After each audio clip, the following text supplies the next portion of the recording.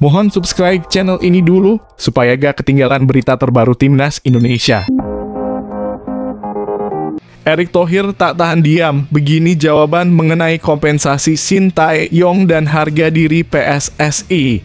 Erick Thohir akhirnya tidak tinggal diam soal isu kompensasi Shin Tae-yong dan harga diri PSSI.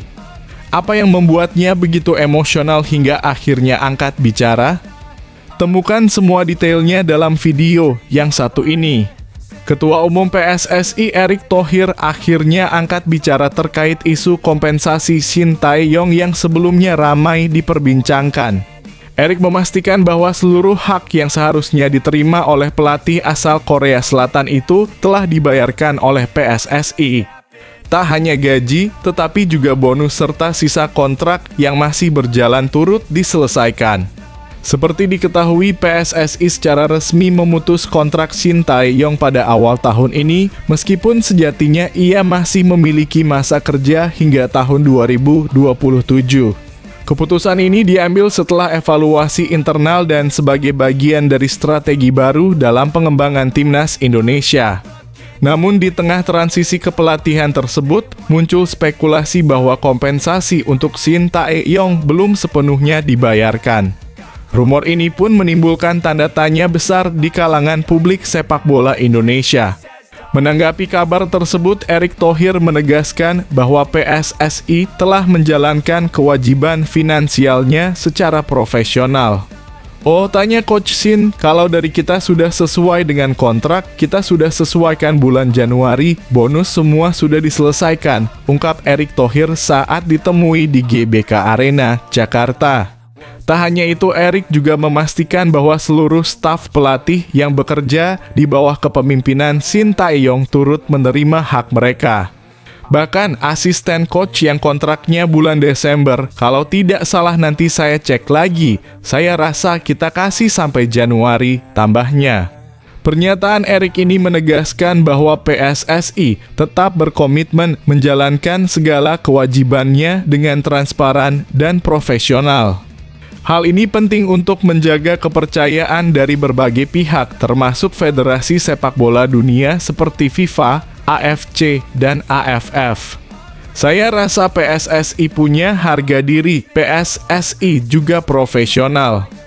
Tidak sempurna tetapi tidak mungkin kalau peningkatan seperti ini FIFA, AFC, AFF tidak percaya sama kita, ujar Erick. Lebih lanjut, Erick juga mengucapkan terima kasih kepada Shin Tae-yong atas dedikasi dan kerja kerasnya selama ini. Ia menyebutkan bahwa keputusan ini adalah bagian dari profesionalisme dan meminta semua pihak untuk mendukung pelatih baru, Patrick Kluivert. Di sisi lain, PSSI kini tengah fokus pada berbagai program pembinaan Timnas di berbagai level usia.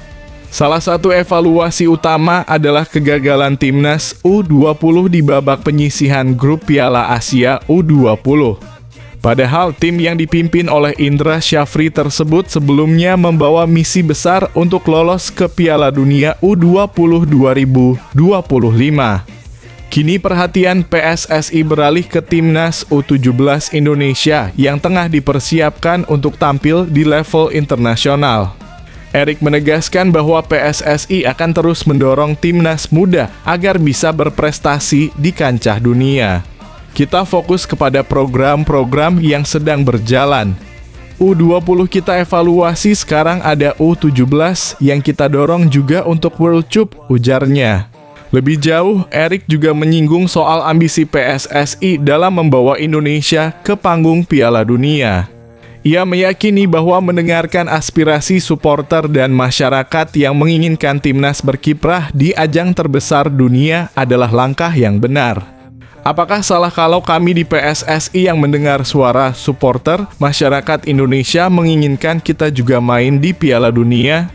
Saya rasa tidak salah, tegasnya. Selain itu, Erick juga menyoroti keberhasilan PSSI dalam menjalankan program-program yang telah dirancang dalam 2 tahun terakhir. Menurutnya, belum pernah ada program PSSI yang seagresif ini dalam membangun fondasi sepak bola Indonesia. Dan saya rasa program kita kayaknya program 2 tahun ini kan semua berjalan. Jadi saya rasa belum pernah PSSI punya program yang seagresif ini, tutupnya. Indra Syafri tak tahan lagi, buka-bukaan soal faktor yang membuat sepak bola Indonesia sulit maju. Bayangkan saja apa yang dikatakan. Indra Syafri akhirnya buka suara soal faktor-faktor yang membuat sepak bola Indonesia terus kesulitan berkembang. Apa yang membuatnya frustrasi dan kenapa kondisi ini bisa begitu sulit berubah? Simak penuturan lengkapnya. Pelatih Timnas Indonesia U20 Indra Syafri membuka suara mengenai faktor-faktor yang menurutnya membuat sepak bola Indonesia sulit berkembang.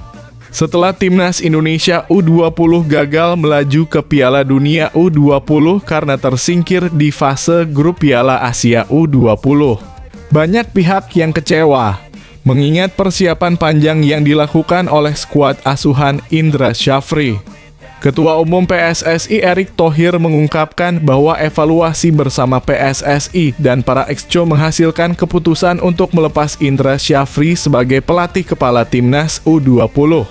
Meskipun demikian, Erick Thohir mengapresiasi kerja keras Indra Syafri yang telah membawa Timnas U20 meraih gelar juara AFF U19 2024 dan lolos ke Piala Asia U20 2025.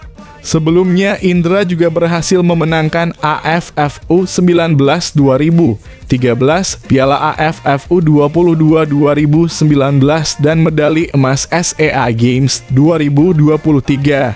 Erick menegaskan bahwa pemecatan dilakukan secara profesional dan hubungan antara Indra Syafri dan PSSI tetap baik.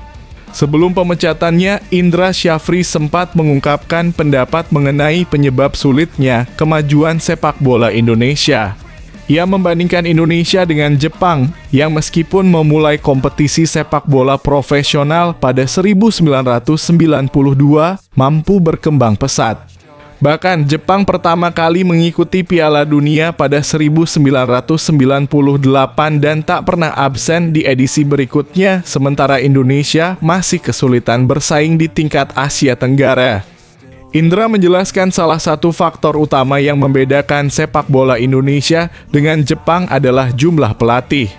Bisa dibayangkan pelatih kita hanya 7.000 orang, sementara Jepang punya 80.000, kata Indra Syafri dalam tayangan YouTube R66 Media. Meskipun Indonesia memiliki jumlah penduduk yang lebih banyak, Jepang memiliki lebih banyak pelatih bersertifikasi, dengan lebih dari 2. 000 pelatih bersertifikasi A-Pro, sementara di Indonesia hanya ada 21 pelatih yang memiliki sertifikasi tersebut.